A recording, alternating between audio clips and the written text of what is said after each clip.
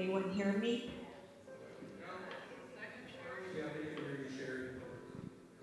Is this working? Oh, yes. We can hear you, Sherry. Okay, thanks.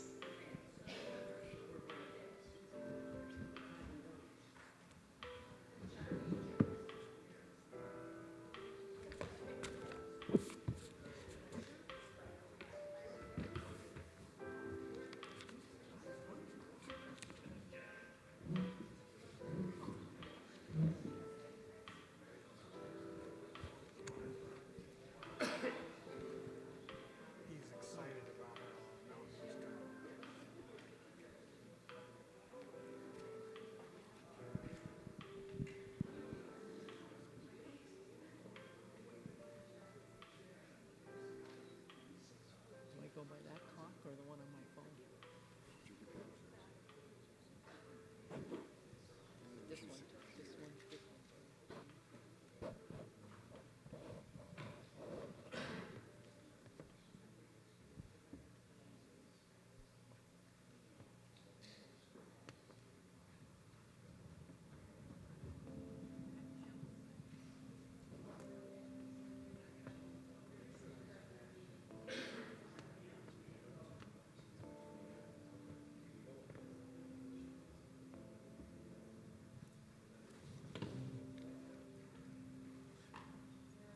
Okay, I think we have conflicting times. That says 2 o'clock. I say 1:59 and 30 seconds. So the time is 2 o'clock, and I call to order the September 30th, 2025 HOA2 Board meeting. Please stand and join me in the Pledge of Allegiance. I pledge allegiance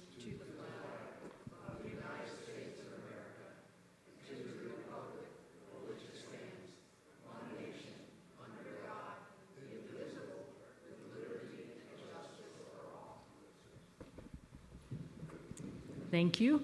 I'm Janine Grippo, and as your board president, I welcome you to our September meeting. Let's start with introductions, and we'll start with Darren and go right past me. I'm Darren Shaw, your COO. I'm not sure if this is working. It's working. Brad Nickham, Director Treasurer. Chuck Hill, Vice President. Sean Kreiderman, maybe. Sean Kreiderman, Director. Matt Gambick, Director. I don't Sherry think Murphy, Secretary. Charlie Shawless, Recording Secretary.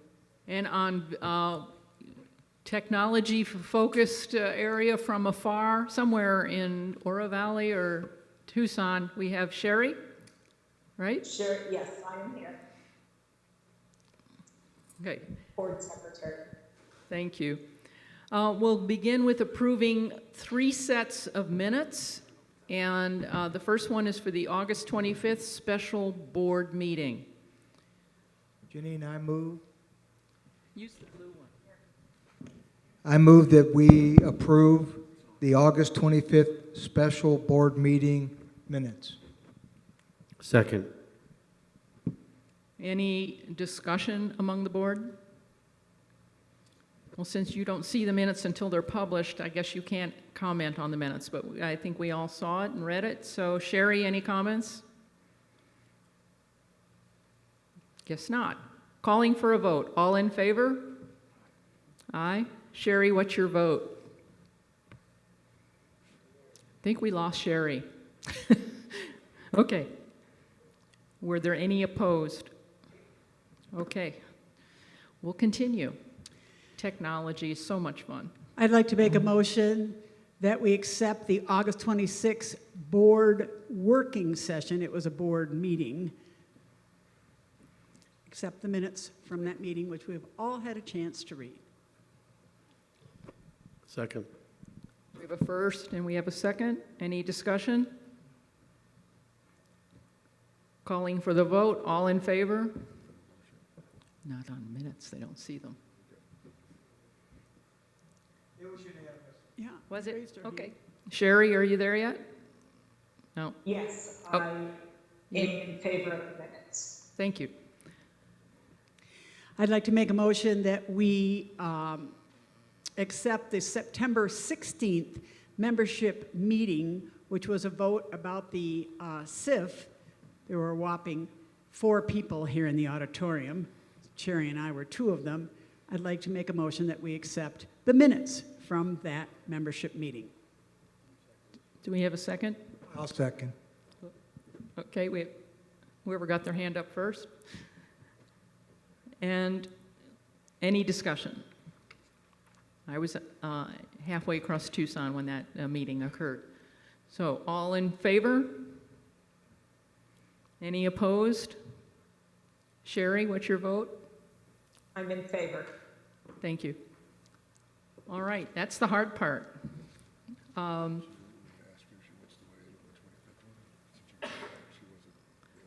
Sherry, we didn't seem to have you connected on the August 25th special board meeting. Did you vote in favor of those minutes? I did vote in favor. Thank you. Thank you. All right. I'm supposed to do president's comments at this point, and I'm looking for someone specific in the audience, but I don't see him, so that's okay. I'm sure he'll watch the video.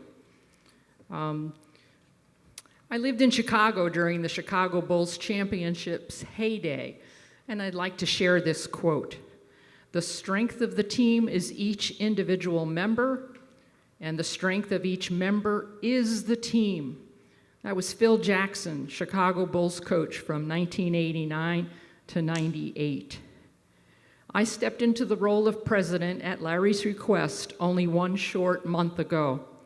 I knew I had a strong support system with a seasoned and effective chief operating officer, Darren, leading his HOA2 experienced staff. A talented group of board members taking on key activities and providing their guidance to me and the committees they work with. And a tireless group of committees, chairs, and committee members continuing to move things forward and advising the board on everything from budget, capital expenditures, to FireWise and scam education. I want to thank you all for your efforts over this busy month, resulting in the shortest Draft 1 budget meeting in years, with encouraging news about our financial strength. It also resulted in continued work on the Mountain View refresh. Isn't the paint refreshing? More to come. And all the other activities Darren will tell you about shortly. I don't want to steal his thunder. Small team board efforts are updating document board processes, including preparing for a call for 2026 committee members early next month. Hint, hint, we need committee members. And much more. But I want to extend my appreciation and give a special thank you to Ray Adams, Chair of the Finance Committee. Ray has been a role model and inspiration to me since I first met him in 2024 when he was a member of the Finance Committee. I was attending Finance Committee meetings regularly and observed his ability to contribute to the conversations with encouragement and without judgment. In January of this year, when he was named chair, I watched as he ran a tight ship, moving the agenda along, but giving all a chance to speak their minds.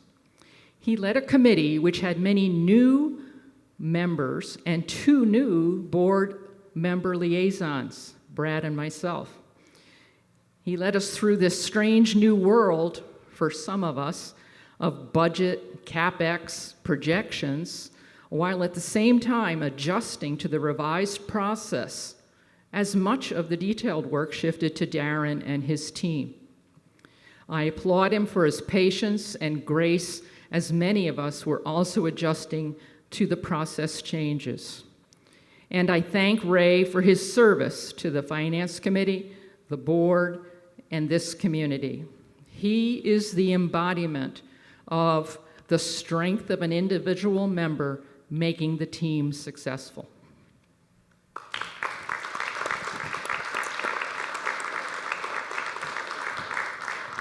Oh, there he is, hiding in the back. Okay, Darren, I'm going to turn it over to you.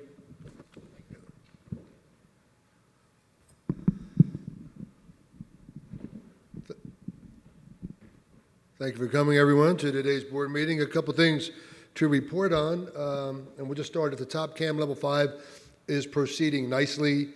We're finishing up in units 49 and 50, and we're heading to unit 29 next. We booked the goats for 4 months next year, so we're going to continue this program into 2026. Crack sealing is just about finished up on about 20% of our roads out there. They might be finishing up some punch list stuff by the end of this week, and then we will begin the actual road sealing, and we can report on that a little bit later. But they'll actually start the road sealing in about 20% of the community towards the third week of October. So all that's in place. That's about $250,000 worth of work. The preserve pool and deck are under renovation. The spa and the pool have been drained, and we're putting new quartz coatings in there, repairing them first, of course, and then we're going to be redoing the deck with a cool deck, and that will top out a number of repairs that took place at the preserve this summer. The exterior of the building was painted, the sidewalks were painted, the new gates were put on. Now we're just doing the pool deck and the pools, and we're looking to get new furniture as well. So that's some real nice work up at the preserve. We also finished the final tennis court last week, and that was repairing, cleaning, and resurfacing. Mountain View Clubhouse, the painting's done. We're going to be starting the 4 bathrooms here probably mid-October, and we'll start with the smaller ones first and then move to the bigger ones. But all that work is supposed to be complete by the end of November. Hopefully, during the month of October, we'll be able to put together a plan for the board on furniture selection for the meeting rooms and the restaurant. If we can do that and get that approved at the October meeting or November at the latest, we can hope for a Q1 2026 delivery. That's perfect timing because the new carpet and the flooring is scheduled for the early part, mid part of January. So we're trying to hit that schedule. Wall painting in Unit 14 is complete. Significant amount of stucco work out there. I will say, in my opinion, some of the prior painting work from years ago probably wasn't done as well as it could have been, and the specs weren't probably as strong as they should have been, and that means we didn't get the lifespan that we should have got out of that work that was done 5-6 years ago. But we've repaired the areas that needed to be repaired. The walls are coated. I think they're going back and trying to touch up some of the caps that they missed, but the work looks good. We're getting ready to move into 15 and 17 exterior wall painting, and I'm going to be asking the board for some extra funding for that work. CIF vote was successful. We didn't get it the first time, but we came back. We waited a month and came back again, and it was successful. I forget the vote count, but it was about 300 more in favor than they were against. So that CIF takes effect October 1st, and that generates about, approximately $350,000 a year. The board will be voting later today on what to do with those funds. Desert Days Festival is right around the corner. It's Saturday. If you haven't picked up a ticket yet, they're affordable. I think they're only $35. There's a 5K walk run. There's a dog event. There's a beer garden. There's going to be food, bands, and music, DJ. It's going to be a good time. The weather's supposed to be 82 degrees, 83 degrees. So if you haven't picked up a ticket yet, they are still available. We'd like to see you there. Justin menus are in development for Mountain View and Preserve. So some of you might not see the items that you always like to see, but we still have to change menus, and we try and take a seasonal approach. So if there's something on there that you can't live with, then let us know, and we'll see if we can help you out. We had the opportunity to do some significant work in-house this last month. The bridge right here on Clubhouse Drive was washed out pretty good, and as a result of a couple rains maybe a month before. The work was significant, so we were trying to figure out whether or not we needed a third party to bring in some really big equipment and that expertise to repair that area. Estimated costs were probably $30,000 to $40,000. Our landscape manager, Larry Wiley, is pretty skilled with all this stuff, so he put his team together and worked with the contractor, got that work done for about $20,000, and he did a really nice job. and he's got the experience to do that. So Ray and I just took a look at the work today, and it's holding up fine from the last couple of rains, so hopefully we won't have to deal with that anytime soon. We presented our first round of budgets to the Finance Committee and the Board. We have a deliverable on October 13th. So we're back at the drawing table. There's 7 or 8 or 9 adjustments that we're going to make, and we'll resubmit to the Finance Committee on October 13th. And then I think on October 28th, there's another public meeting where we will present the budget, hopefully with Finance Committee support. We're getting prices to paint the light poles at the Mountain View parking lot. They need it, and we'll get the pricing, and then we'll schedule that up. Farmers Market returns, for those of you who are interested, on October 22nd. That's going to be a pretty big day. Farmers Market, they got like 25 or 30 vendors.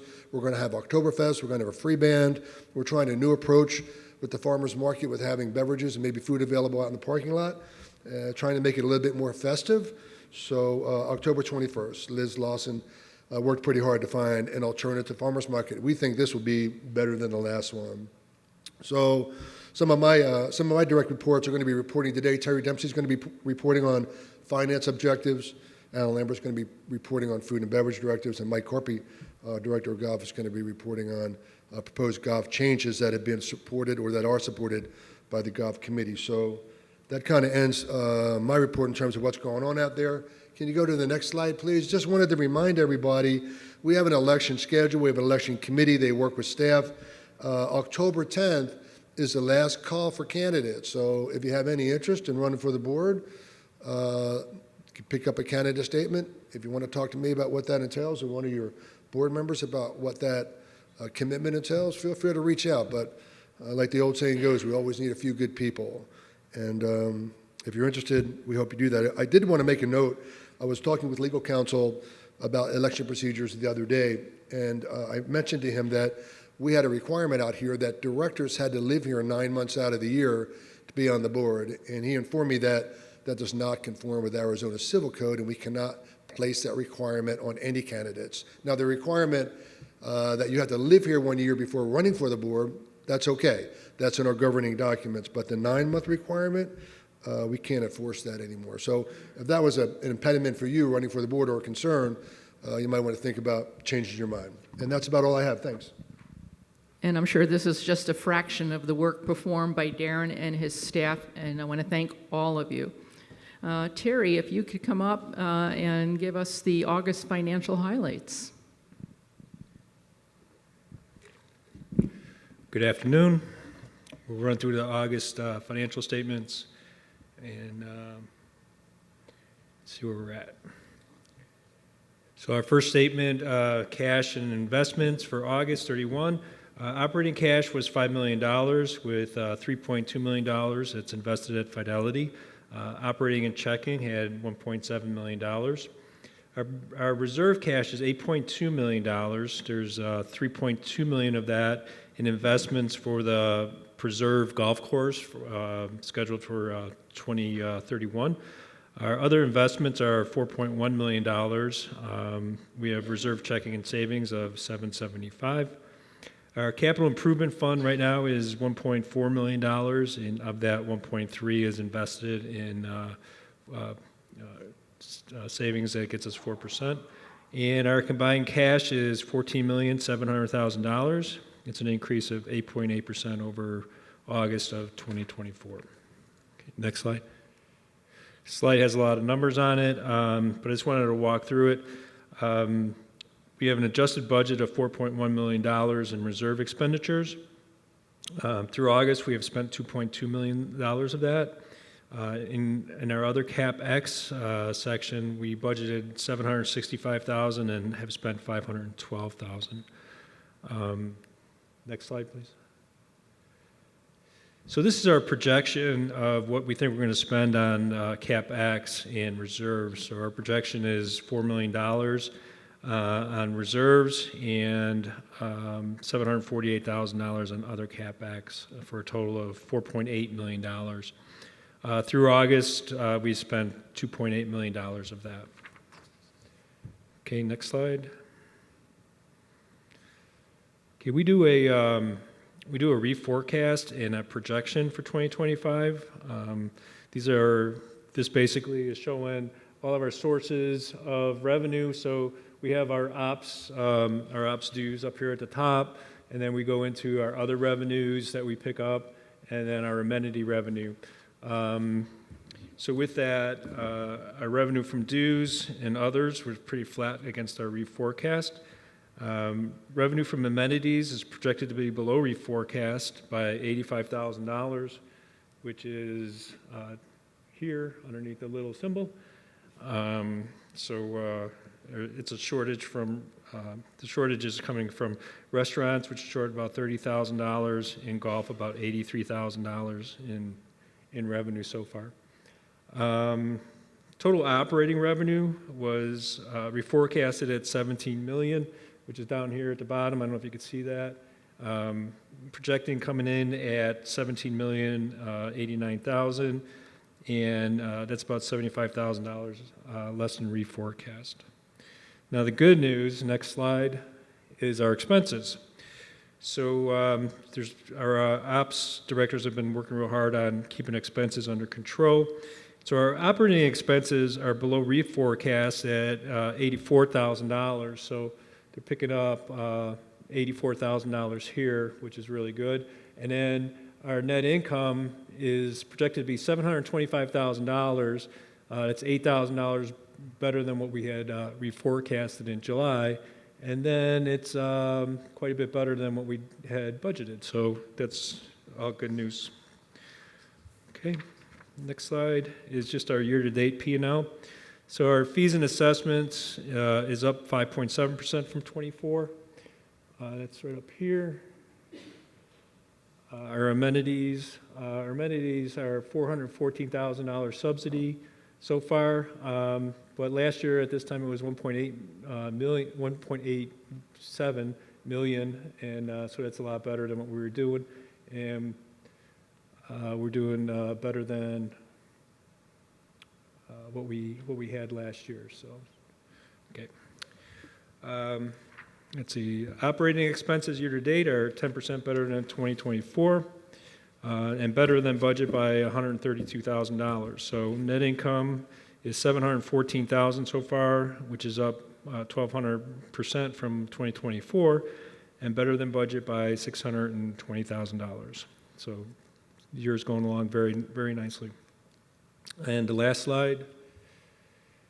This is the dues allocations. This is how your dues are allocated. So through August, we allocated $2,400 per rooftop of dues, and $43 of that goes to F&B, which is 2%. $890 that goes to reserves, which is 37%. $70 to patrol. $8 is fitness. $22 of that goes to lifestyle. $366 goes to CAM. $380 goes to facilities, which is 16%, and then $559 goes to G&A, which is 23%, and $63 for golf is 3%. And that's all I have for the August recap. Any questions from the board members? Okay, we saw this, I think, at the Finance Committee, so we're ahead of the game. Okay. Thank you, Terry. The next two, but stay right where you are, because the next two agenda items involve reporting on progress of two of the goals that we have in our board manual, and the first one is finance, and Terry's going to handle that. Okay, so our goal number 3 for finance is to ensure the HOA finances are effectively and efficiently managed. The board will serve the community by securing and allocating resources to achieve our mission on behalf of our members.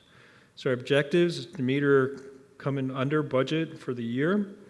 Number 2, provide an easy to understand dashboard for accurate and timely financial reporting. Establish and sustain a 10-year operating and reserve financial projection. Maintain and annually update the 30-year rolling reserve study. Establish and maintain cost recovery percentages for revenue generating amenities. Number 6, review finance program policies. And number 7, review internal controls and adjust if needed to ensure secure money handling. Okay. So finance objective 1, meet or come in under budget for the year, as we just discussed. Our department heads have been working diligently to keep within their respective budgets. They report weekly, if not daily, on their results. With August year-to-date results, we are projecting a net income at year end to be $725,000 compared to budget of $312,000. And then next slide. So that's kind of what we just went over. We had 716 is what I reforecasted. 725 is what we project, and 312 is what we had budgeted. So having a really good year. Okay, so we report that out every month. Next slide. All right. Our objective number 2, provide an easy to understand dashboard for accurate and timely financial reporting. This is currently being worked on. I'm trying to figure out exactly what people are looking for and what they would like to see. A rough draft has been submitted to Darren for his approval, and I anticipate having this completed by the end of October. Okay, finance objective number 3. Establish and sustain a 10-year operating and reserve financial projection. This has been completed and is part of the 2025 budget packet. This modeling program makes it easier for us to run what-if scenarios, and the next slide shows you what we use. I presented this at the last Finance Committee meeting. So it basically shows what our operating funds revenue are, expenses, what the net income would be, some other cash items that come out. And then down here is basically what our reserves are and how that's affected. And then it shows what our reserve balance is. And then we do that for actually 10 years, just has 5 on it, but we do it for 10 years out. And I have a CIF form that's very similar to this that we're just in the infancy stages on that. So I'm going to get that over to Darren, and that'll be published as well. Okay, next slide. Okay, finance objective number 4, maintain and annually update the 30-year rolling reserve study. We purchased a program called Smart Property, and it was relatively inexpensive. It was about $7,000 for the software, but that saves us like $30,000 every 3 years. We don't have to go outside and have an outsider do this. And then we're able to change it every year as we get to the budget season, and things that get pushed or things get pulled in from the years looking forward. So we've got the Smart Property, and with the help of all the ops directors, we were able to analyze 1,200 reserve items, which is more than what we put into the used to put into the reserve study when we used a third party. So we do have quite a detailed list. Smart Property then allows us to track these items over 30 years, so we can tell when they're due, how much it's going to cost, and we do a inflation increase based on each one of the properties and how each piece of the properties and how long we think it's going to take to have to replace them. So, and I said bringing this in-house saves us about $30,000 every 3 years. And if you go to the next page, this is just a snippet of what it looks like. This is the summary page, and this is only for a couple years, but it does go out 30 years. So we're able to tell how much we're spending on each business or each building and each element of the building. For example, up here you have Mesquite building, the exterior, the interior. There's some kitchen stuff that's there that we still have that has been there for since they had the Mesquite restaurant open. And then there's some building services, and that would be like air conditioning and stuff, and so on down the list. So we pick up everything that's in this community, which is considerable. Next slide. So that's kind of our Smart Property. Our finance objective number 5 is to establish and maintain cost recovery percentages for revenue generating amenities. We report monthly amenity actuals against reforecast, and so this is an example of what we do for August. And so our restaurants, the target was 91, came in at 93, and that's just a percentage of expenses over revenue. So that's basically all that is. Golf is at 91. We came 91.5, so we missed a little bit there. Fitness is over.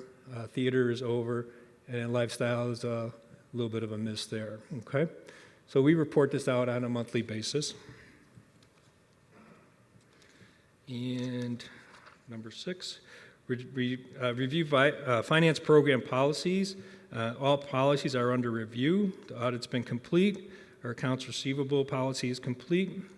Fraud is being drafted right now. And then the capital improvement is complete as well. Okay, and then number 7. Number 7 is review internal controls and adjust if needed to ensure secure money handling. Although our auditors do not issue an opinion on internal controls, we do have in-depth discussions with them on an annual basis, and we do that while they're in for the annual audit. If we change a process involving collecting cash or credit, we make sure that it has proper controls in place so there's no funny business going on there. The treasurer and or the assistant treasurer will review our monthly bank statements to make sure that they're reconciled and done in a timely fashion. They come in every month to look at that.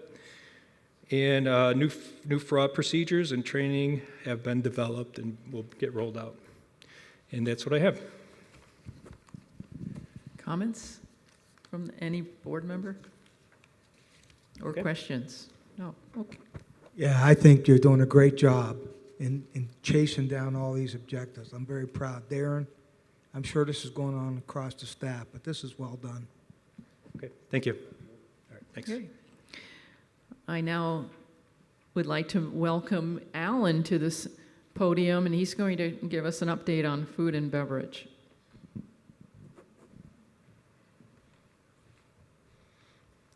Hello, my name's Alan Lambert, and I'm your F&B director. Before I start, I just wanted to thank our board of directors and our COO, Darren Shaw. Without your guidance, we would not be in the position we are here today. So I was tasked with an F&B vision. Our goal is to make Saddlebrook to the dining destination of choice. Everything that we're doing, from menu development to training to service standards, is backed to enhancing the membership experience. Now, how do we do that? Superior food, superior beverage, and service. Stronger member engagement directly correlates to revenue stability. Now, how do we measure this? We've taken the feedback. Our resident feedback is our compass. That's how we guided the way that we are, how we moved, and how we've built multiple feedback loops. We use JotForm, open table reviews, and post-event surveys and direct conversations to move the compass. Examples of this, we've shaped our private dining rules and procedures and menu refinements. We don't always get it right, but we listen and we adjust quickly and rationally. The proof's in the pudding. We won this year, 2025 Best Fine Dining. The Preserve was named in 2025's Arizona Daily Star Choice Awards. This recognition underscores what our members and the greater community already know. Our commitment to exceptional food, service, and atmosphere places us among the very best in Southern Arizona.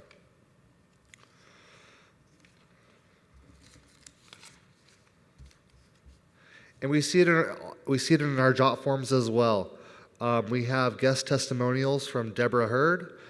She says, we brought a couple to Mountain View Bar and Grill who are contemplating moving to Saddlebrook or Saddlebrook Ranch.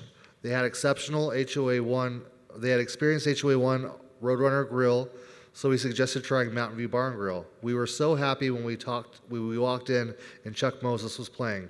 Giselle was our server and she never disappoints, always attentive and professional.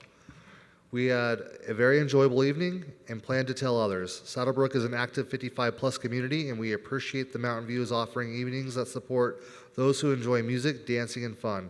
We also appreciate that the events start at 5 rather than 4:30. Giving those who still work an opportunity to join. Well done. We listened.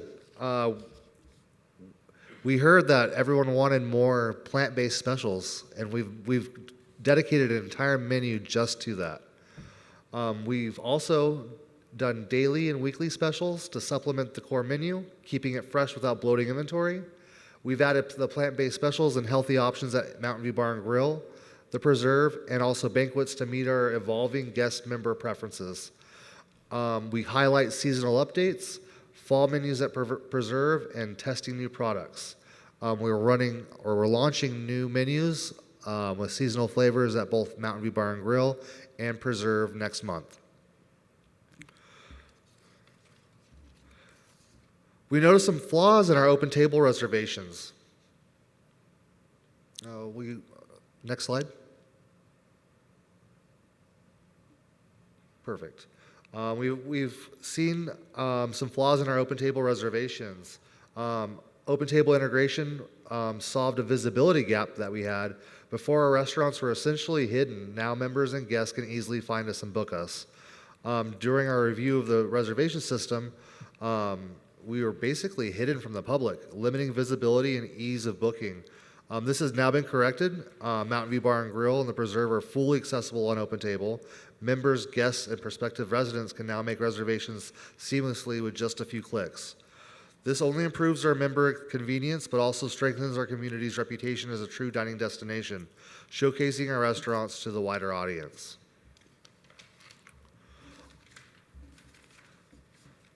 Cost of goods sold. Year-to-date performance versus 2025 budget. Our COGS performance is trending ahead of budget expectations across most categories, demonstrating disciplined cost controls and vendor management. Mountain View Bar and Grill, banquets and the links, our year-to-date is 32% versus a budget of 33%. So we're outperforming target by 1%, reflecting improved recipe costing, portion control, and waste reduction. We've also really leaned into Troon and using Troon preferred vendors across all areas. Liquor, budgeted at 25, we're at 17.8%. Significant outperformance due to strong pricing strategy and accurate inventory controls. Beer, 24% versus a 29% budget. Favorable variance by 4%, supported by strong supplier agreements and consistent pours. Wine, 26.9 versus a 29% budget. We're on target with savings achieved through case buys and tighter banquet controls. Food at the Preserve, 37 to a budgeted 42%. That's a 4.8% better number to a clear sign of disciplined kitchen execution and strong pricing. Liquor, 16.7 to a budget of 25%. Substantial savings through consistent pour accuracy and profitable cocktail design. Wine, 25 to a 29%, nearly 3.5% better than planned, aided by upselling of premium labels and efficient banquet wine package management. Across both outlets, COGS are running favorable to budget.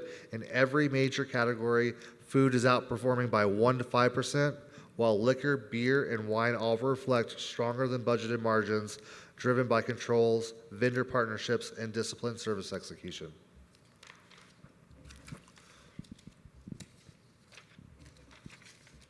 I just want to say a heartfelt thank you to our, we can't really do this without the residents. To our residents and supporters, thank you for choosing our restaurants and for continuing to make Mountain View, the Preserve, the links, and banquets part of your lives.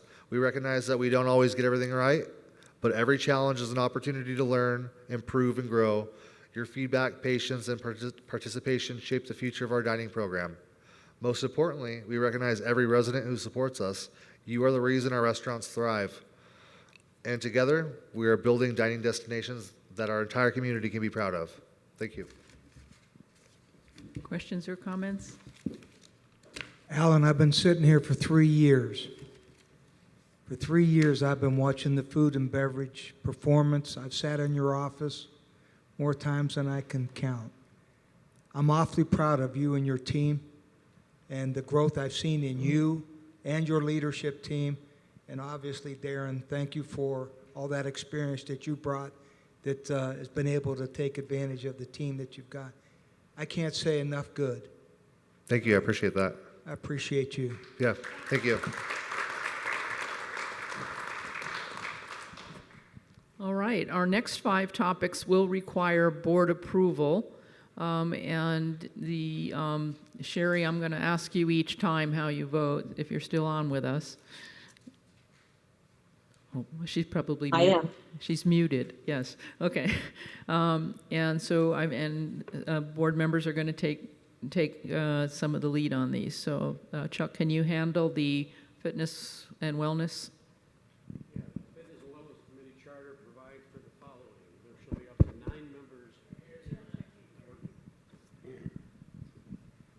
There should be up to 9 members. Currently, there are 6 members. The committee shall include a chair, vice chair, and secretary. The chair should be appointed annually by the board. The chair shall appoint the vice chair and secretary. At the committee's September 2nd meeting, the committee voted to recommend the appointment of Barb Palmieri to the committee. I would like to make a motion to appoint Barb Palmieri to the Fitness and Wellness Committee. I second that. Is there discussion among the board members? I'd just like to point out that Barb has extensive experience in serving in our community, and she's going to be a treasure to have on that committee. Any other board comments? Sherry? Going? I vote to appoint her. Okay. All right, anybody from the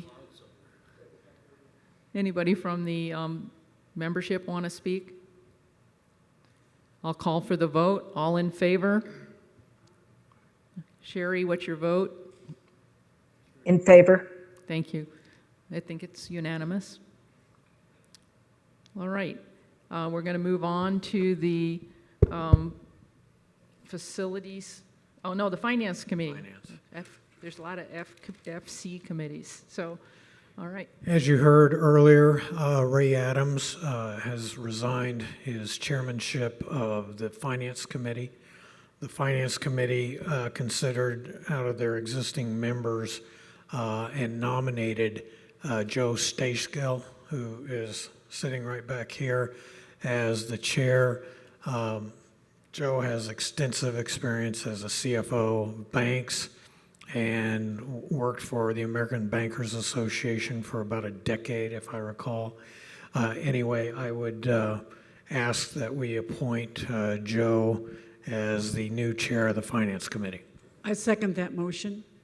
Thank you. Questions or comments from the board? Sherry? I vote yes to appoint Joe as chair. All right, I'm calling for the vote. Oh, I'm sorry, members.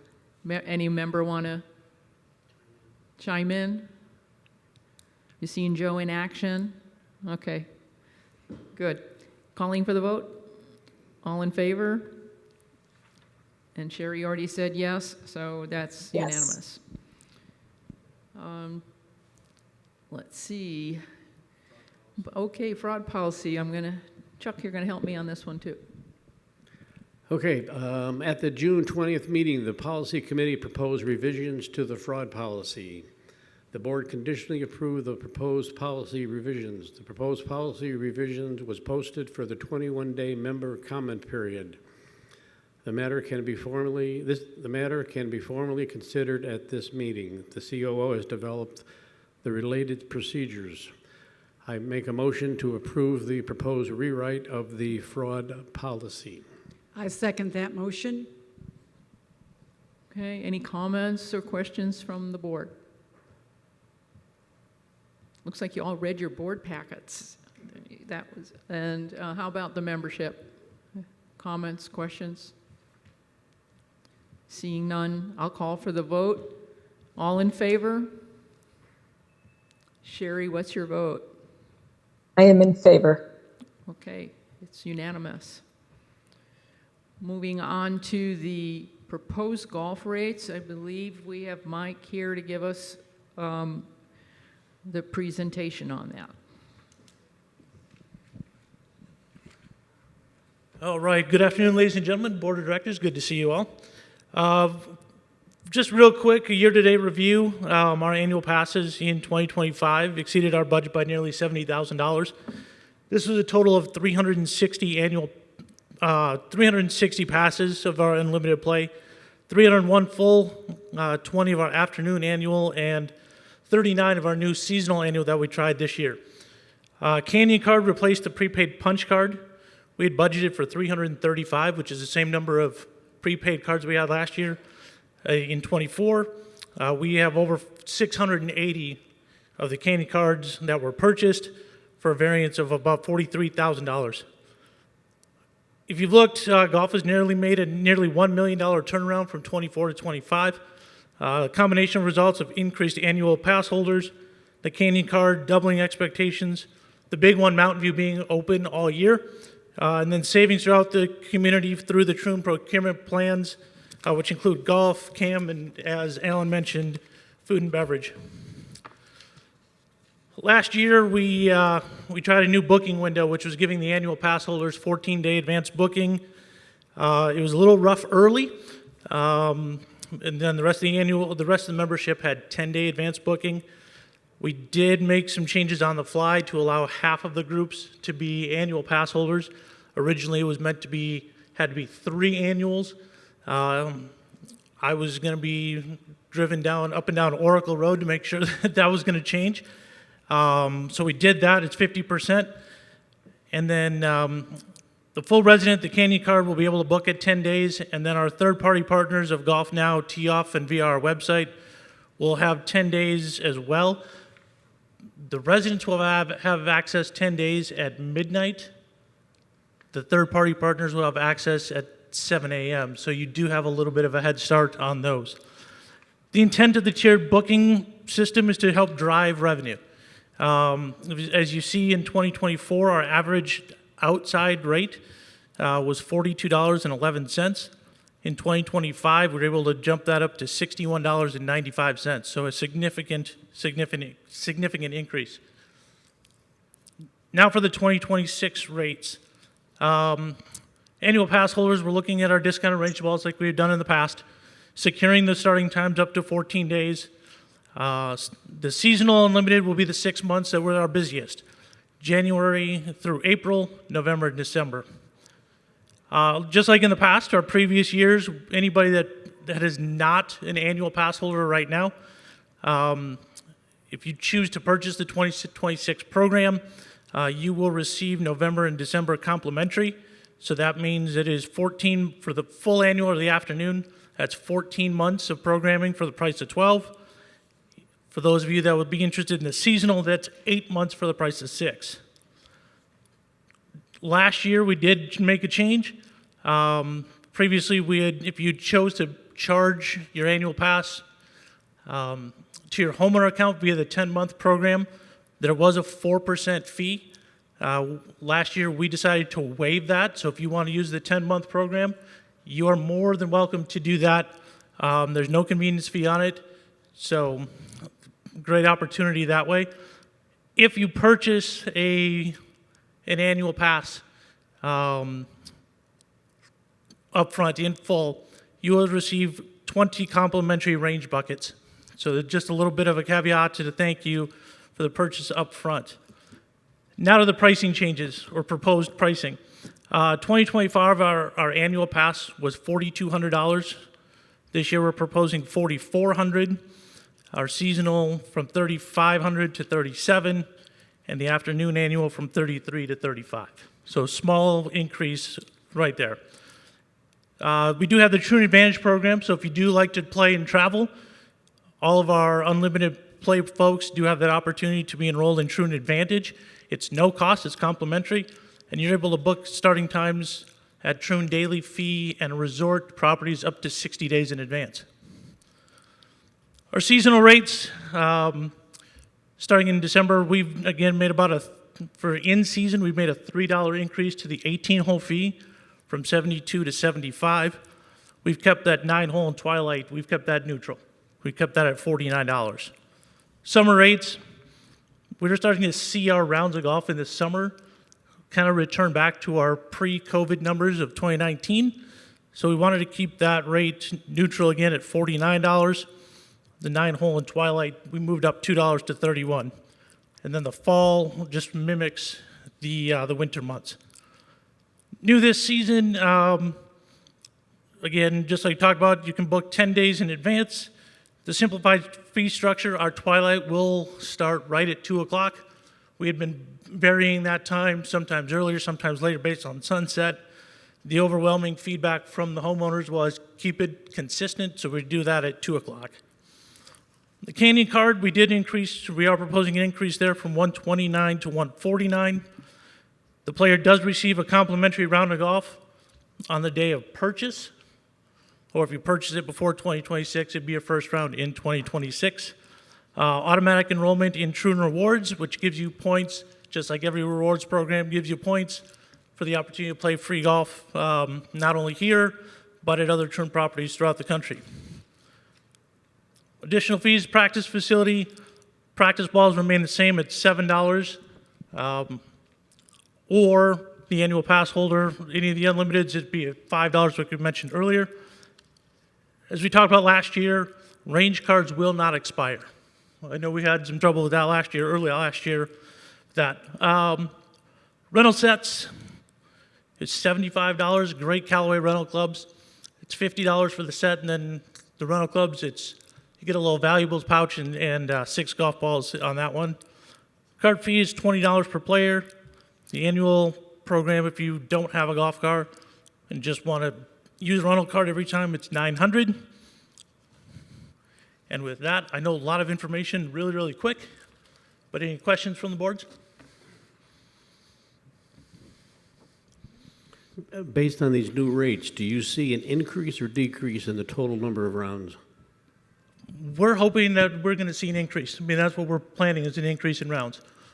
It may be resident, it may also be we're also going to look at outside play. So you're budgeting for an increase in the number of rounds? Yes, sir. Just to add, the strategy that Troon is pursuing is gaining market share, particularly as it relates to annuals, loosely defined. We've taken a different approach with budgeting involving Troon and involving the larger enterprise, where we are not in the business of second-guessing thousands of expense line items or revenue line items. We want Troon to own their budget. Darren and we gave direction as to what the bottom line result had to at least equal. And I can tell you that whereas a year and a half ago, a lot of people were up in arms concerning subsidies, the subsidies now for golf operations per household is in the $60 to $70 per year range. A lot has been accomplished, and they have earned our trust. So we're giving them a lot of latitude for making all these decisions on the rates. The golf committee only had a couple recommendations. Yeah, a couple of small ones, like you mentioned, the golf balls for the paid in full was one piece, but definitely across the board, it was overwhelmingly supported by the golf committee. Yeah. Mike and his crew, Mark Soto, I'll mention, have both courses at a level of condition now that are second to none in our peer group. And what it's proving is if you've got a good product, customers will come, and that's what's happening. Mr. Carpy, Yes, ma'am. PGA wonder that you are. From someone who doesn't play golf and doesn't understand it, how long have you been the director of golf here at Saddlebrook?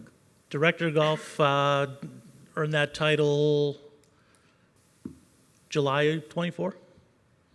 So just this is 18 months. 2025 is your first full year as Correct. director of golf. Yep. So why isn't one of these dots say Mike Carpy has done a wonderful job? Because it's a team effort. It's all about our Who team. for team? Got it. The guy who runs around, does the grass, the ergonomist or whatever that long word is. Agronomy, yeah.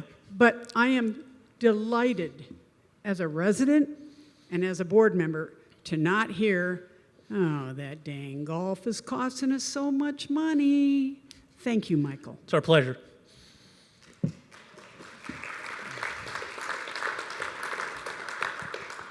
Yeah, this is, I have to echo what Brad told you. Troon has earned our trust. The best preserved golf course I played on 11 years that I've lived here.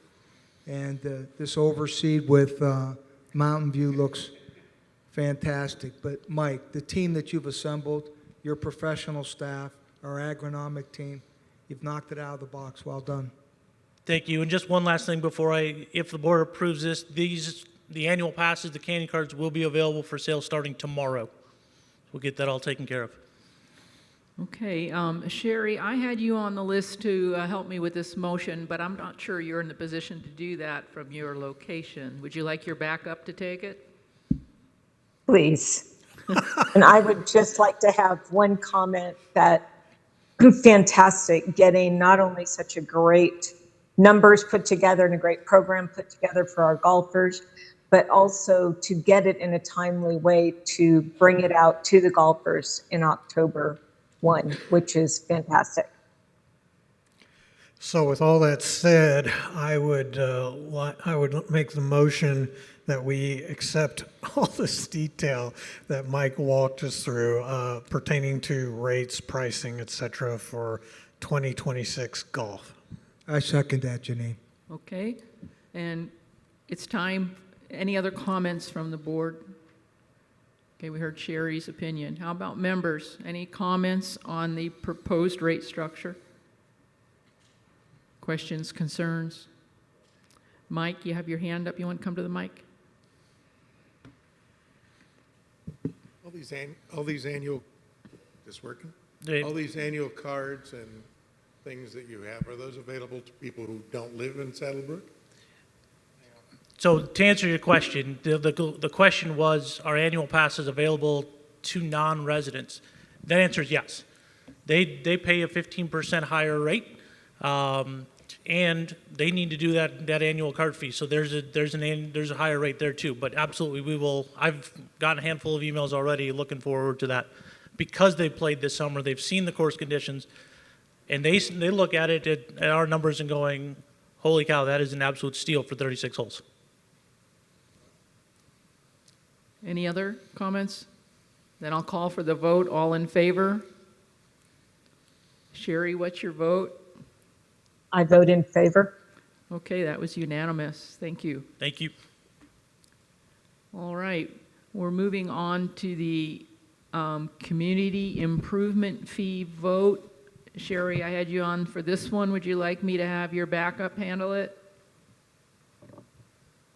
That's fine. I got you, Sherry. And I know you do.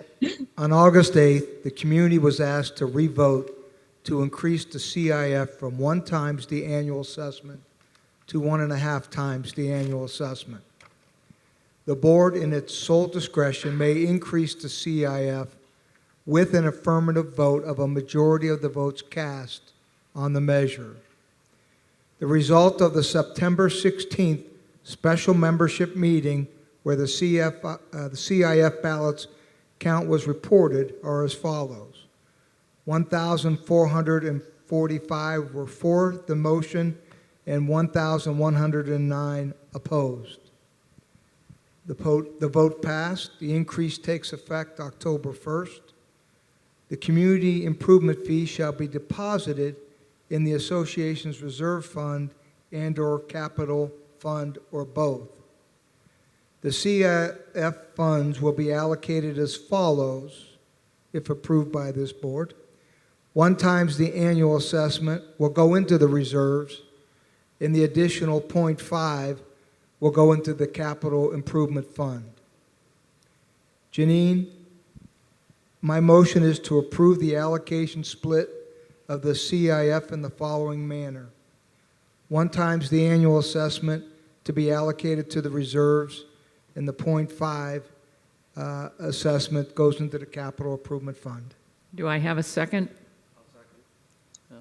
I'll second the motion. Okay. Yeah, Chuck has a dead microphone, but Chuck did second.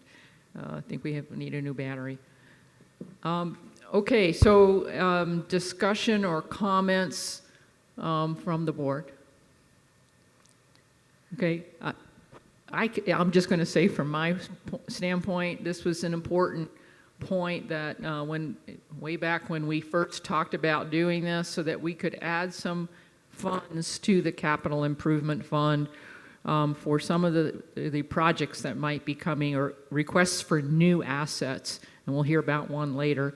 And also for the buildings we may be putting on some land if we can get that land.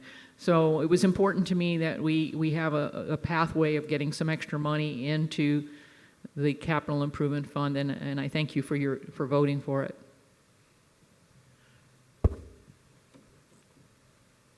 There's a misconception to some extent in the marketplace, still to this day, that Saddlebrook HOA2 has financial problems and they can't maintain their facilities, and homeowners are unhappy and whatever. This misconception and narrative is not true, and it's not in the best interest of any of us.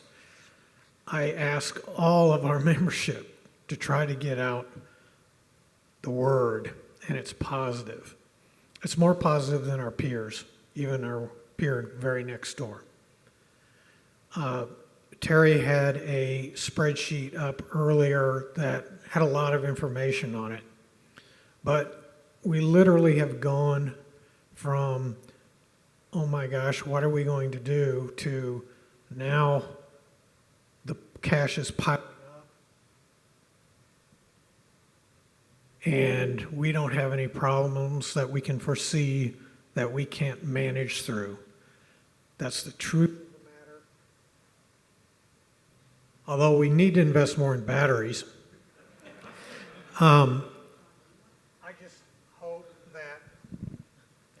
that realtors, homeowners, our peer group understand that we have a great management team. We're taking care of all of our facilities. We are piling up the cash.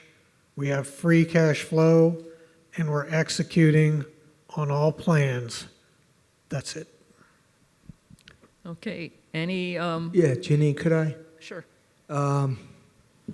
Being the past president of this board and bringing issues to the community that turned out to be quite painful, I want to congratulate Brad and the Finance Committee on the work that was done this year to produce the plan, the financial plan going forward. Obviously, Darren and his staff played a huge part in this. Because of the performance of our staff, there are revenue streams available today that were not available a year ago. And so what I'm trying to say to you all is, because of some vision and because of the combined efforts of efficiencies in operations, the addition of this 0.5 on our annual assessment, the requirement for the special assessments our board last year was asking for are no longer required. I was skeptical. But when Brad got done putting this all together and made it available to me, and I did my own spreadsheets, our financial future is an outstanding position. And so Brad's right. We, the residents, have got to change the narrative. Our financial position is strong, and it's going to get stronger. And that includes the renovation of the Preserve Golf Course in 2031 and paying cash for that. Well done.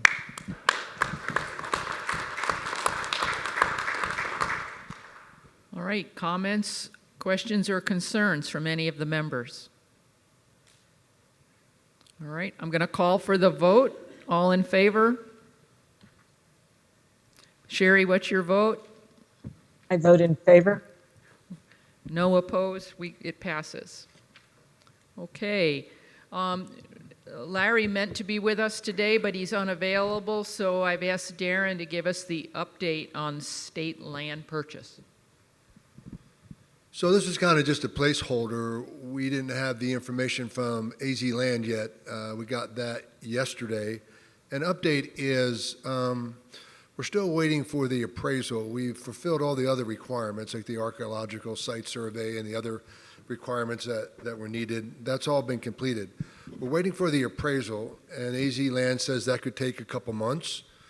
And they also said their board is backed up a couple months too. So if everything goes through the process the way we think it will, it could be 4 to 6 months before we know what the sales price is going to be for that and whether or not we have a shot at it. But we will keep you guys informed as we get more information. But it looks like another 5 or 6 months. Okay, thank you, Darren. The next topic, which will also require a vote, is the exterior holiday lights. And so Darren, can you give us an update on that? Okay. We presented to the board and the Finance Committee a number of reserve and CapEx projects. And one of those projects was permanent decorative lighting on the Mountain View complex.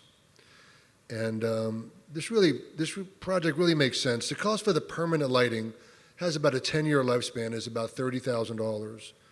But it's permanent lighting. It's up there all year round, and we can use it for all different types of holidays and events, and we can have complete control over the color schemes that we use. And we think it'd be a nice improvement to the Mountain View Clubhouse.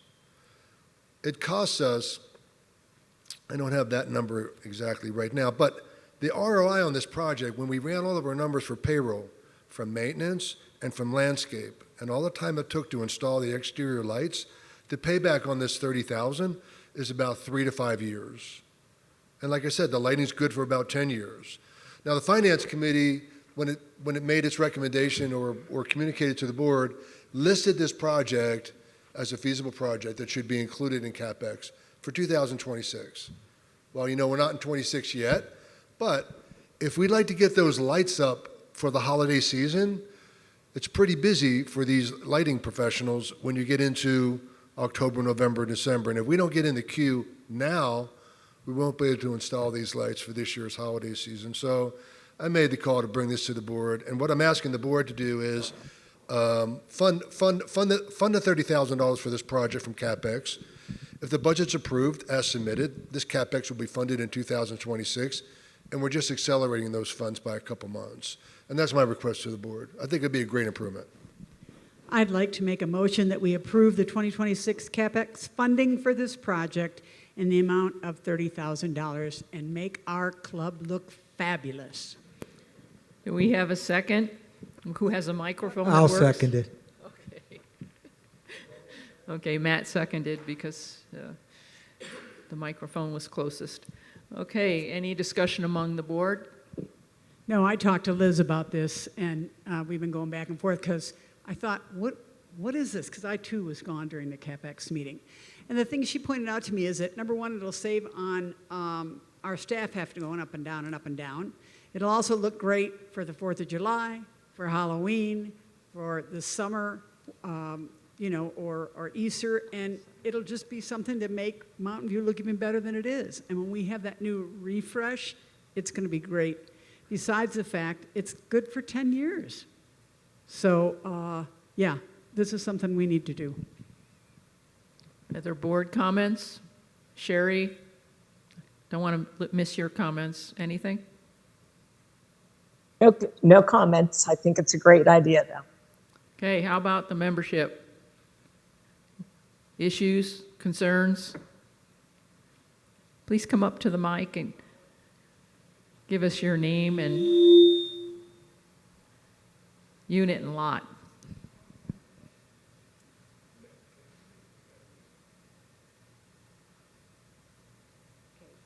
Oops. Well, all right. Just hold Carol E. Taylor, Unit 33, Lot 38, I think. Will it extend as far as the lighting that we've had before for Christmas? It will extend further. It'll extend all the way to the admin office, so the whole building. Okay. And is it just the lighting that you're improving then? Just the lighting, the outdoor lighting. It'll be up like in the soffit area, but permanently installed. Yeah. No, I think that's a great idea. HOA 1 has looked really good at Christmas, and I felt that we didn't look as good as they did, so I think it's great. Well, it looks like we may look better. Great. Thank you. Any other comments from members? All right, I'll call for the vote. All in favor? Sherry, what's your vote? I vote in favor. Okay, that's unanimous. We're moving on to, Darren talked earlier about the common area wall painting in some of the units and the extra money that was spent. So he's going to tell us more about it. So, you know, budgets are set, reserve budgets are set sometimes a year or two in advance. And when this budget number, this 100,000 was set for common area wall painting and repair for units 14, 15, and 17, we found out once we got to work on unit 14 that $100,000 number was going to fall short of the money that we needed to complete 14, 15, and 17. So we contracted with 14. As I mentioned, there was a lot of stucco work that had to be done. It used up more of our funding than we had. On our schedule is 15 and 17 this year. We're ready to go. We have contracts. We can mobilize in a couple weeks.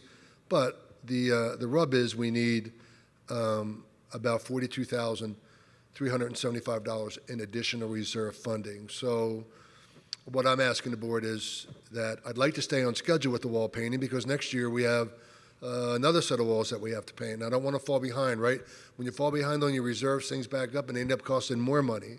So the idea would be to take $42,000 from the reserve fund balance and then reset our allocations moving forward. But if we're going to complete the work this year on 15 and 17, that $42,000 will be necessary. Janine, I want to submit a motion that we approve the additional reserve funding of $42,375 to complete the common area wall painting in units 15 and 17 and stay on schedule. Do I have a second? I'll second it. Okay, Sean seconded. Comments or questions from the board? Sure. It's working as of now. I will vote for this, but as I said earlier, it's up to us to execute on the numbers that we're creating for the future.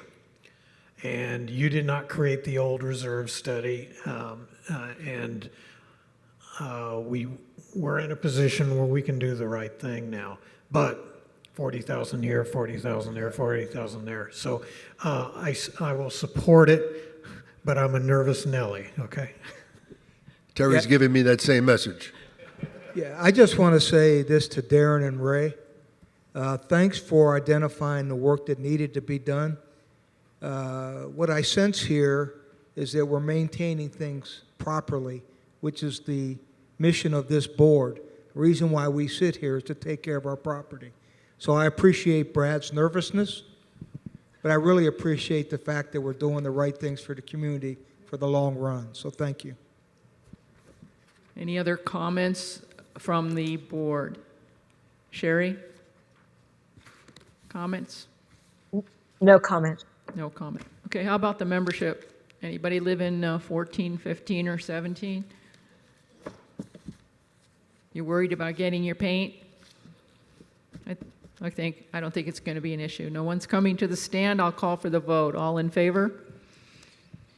Sherry, what's your vote? I vote in favor. That's unanimous, so it passes. Okay, well, that was the very full agenda, and we move on to member comments.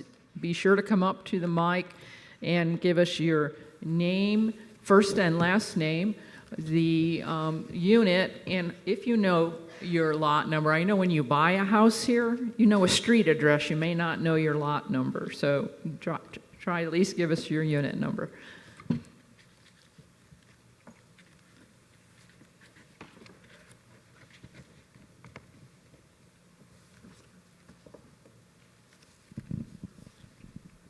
Good afternoon. I'm Ann Peeker, currently Unit 44A, Lot 29. Two things I'd like to comment on, one of which leads to the other. The Mountain View renovation project.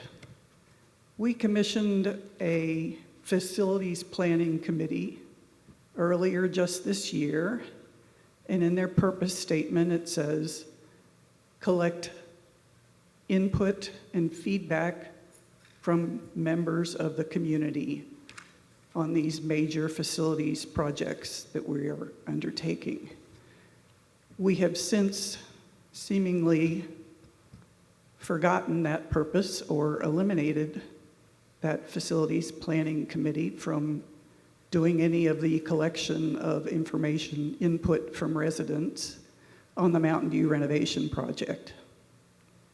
I'm not sure exactly why we did that. I understand that we have some very talented people with Darren and his department managers who are now tasked with identifying the needs for tables and chairs and decor in the restaurant, and I'm sure they're very talented. But again, we have completely lost the opportunity to gain input from our residents.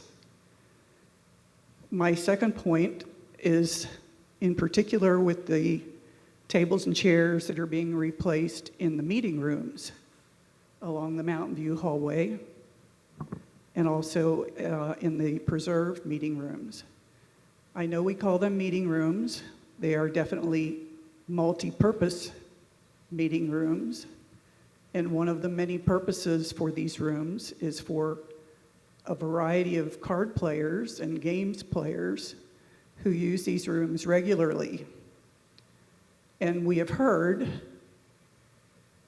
originally through rumor, I guess, that the tables in these meeting rooms are all being replaced with 36-inch square tables. That is not large enough for most of the games that we play in those meeting rooms. A canasta game of 4 people requires more than 36 inches of space to spread your cards. A mahjong table requires more than 36 inches to spread your tiles. I play cards in both of these locations, Desert View, or Preserve and Mountain View. We have just recently seen the 36-inch tables at Desert View, and they simply don't work for our card games and Mexican Train and Mahjong and Samba. The tables at Mountain View are currently larger than that. They're 40-inch square tables in most of the rooms. And in this process of renovation, we're also replacing all the tables in the dining room. And I won't speak to what table sizes are needed in the dining room. We have some very talented people, again, figuring that out. But if we're going to discard or sell or otherwise get rid of the tables currently in the dining room, I would like to suggest that several of them be moved into the meeting rooms. We have 40-inch square tables in the dining room that have drop leaves on all 4 sides, allowing them to expand to about a 54 or 56-inch diameter round table, which would be much more conducive to card playing and games playing. And we have 8 of them right now. I counted them this morning. And I would hate to see them lost in this renovation project and be sold off in the interest of saving a couple $100 per table by buying 36-inch tables instead of appropriately sized tables. You made 2 points, and I'll address the Facilities Planning Committee point, and then maybe Darren can talk to us about the tables in the preserve. So the Facilities Planning Committee really didn't get launched until about May, right, Roger? Around May. And when we were putting our charter together and working on what projects we should be involved in, we said we're going to be on the upstream, things that should be coming into the 5 and 10-year budget plan. And it was too late to make a difference in how the Mountain View refresh was going to be designed, or what was in scope, or how much of budget was. That was passed with the 2024 board. So operations wasn't going to stand still. We do need carpet in those areas. We thought we would assist in some things, but it turns out that we were too late to the table for that. And the preserve was not part of the scope. The preserve tables are not part of the scope of the Mountain View refresh.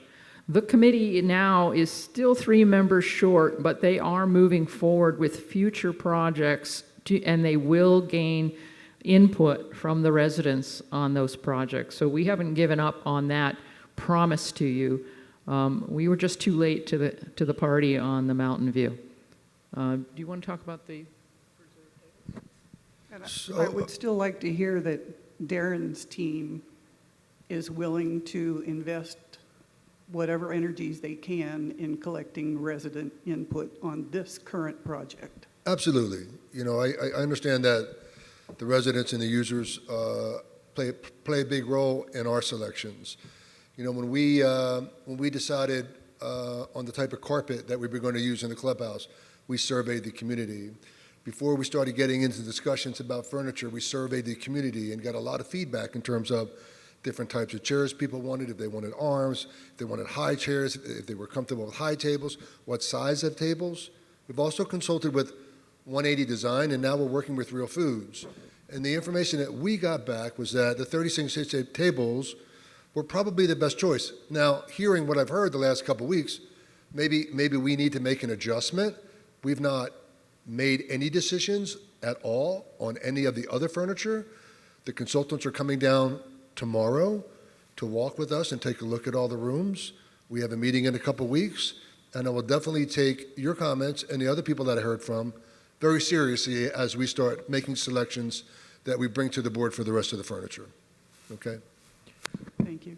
I would like to add to the lady's comments.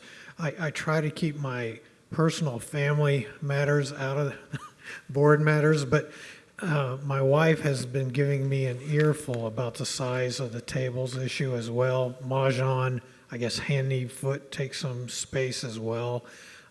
It's a real issue. We got it. Well, we don't want Brad getting his butt kicked anymore. It's a daily event. Thank you for bringing that forward. Any other? Oh, here we go. Yeah. Name unit. Chuck Kelsey, Unit 29, Lot 69. Question for Darren, can you give us a quick update on the HUD property? And the second item is, can we get Terry's information included in the board packet that was available online? I don't know, I clicked on it early this morning. It makes the meeting go easier for those that try to, I can't see the numbers well from back there. And if Terry's information was there in the board packet, it would be a lot easier coming into these meetings to let people get up to some kind of speed.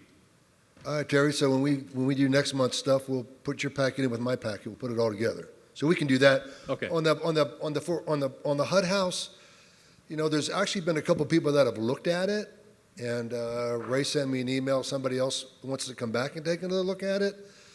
But, you know, it looks like the delta between what HUD wants and what we can't pay is a couple $100,000. Well, they did an appraisal, and I think the delta's about $180,000. They're not very communicative, although one of the gentlemen who's interested in buying it's managed to create some communication with one of the players at HUD, but it's really inconsistent, and it's not really a professional communication trying to deal with these guys.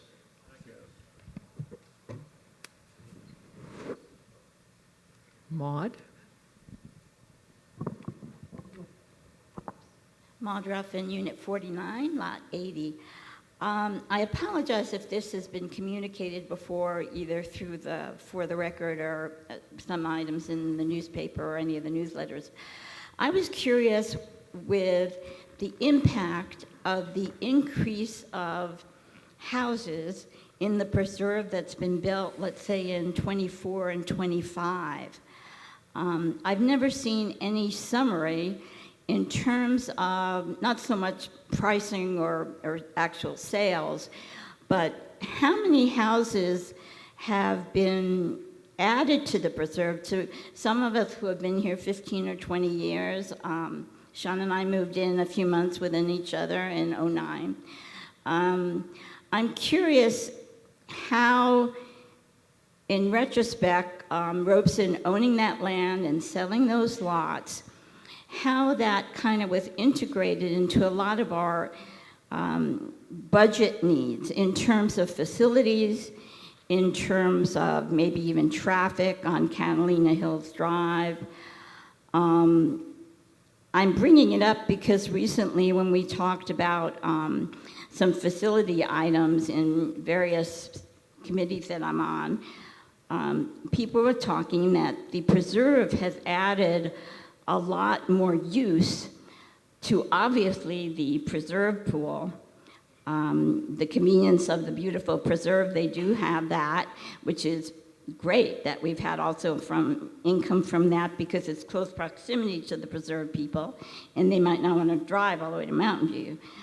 But I've never seen any numbers on the impact that these lots have had on everything, on our budget, and as I said, on our facilities, and also for the future.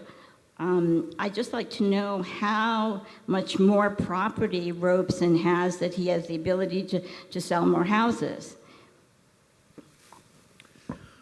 So in soft numbers, it's projected at the end of this year, there's somewhere between 60 and 70 lots remaining to be sold, built on, or whatever. So we're getting to the end of increased demand. Generally speaking, the impact of sales of preserved homes is a net positive because they do tend to have a more active spend profile. It helps golf, it helps our restaurants, so on and so forth. The areas that we have pinch points where at least a few months out of the year demand for our facilities exceeds supply are impacting our fitness center and centers, I should say, and pickleball. And the pools. And, well, yes, and the pools, especially when we have one shut down for maintenance, Mountain View or whatever.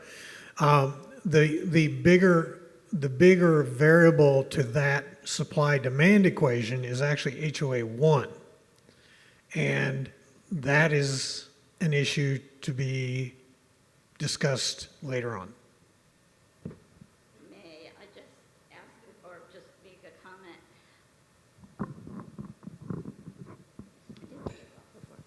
comment? Just recently, I had put my name out to volunteer for certain committees that may have needs. And I was just asked to join the Wellness and Fitness Committee. I've been very active in certainly pickleball, but also in the fitness program, and sort of have seen the metamorphosis in the last 15, 16 years that I've been here. So I like to hear that everything on that side has been recognized. Thanks. Thank you. Any other member comments, questions, issues, or concerns? Oh, here we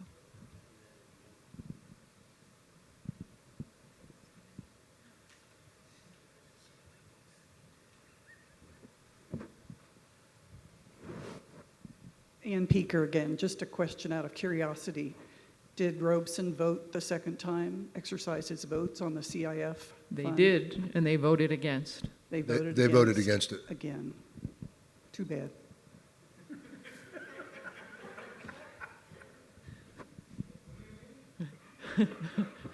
Anyone else? Okay, seeing no others, I call this meeting adjourned at 3:26 p.m.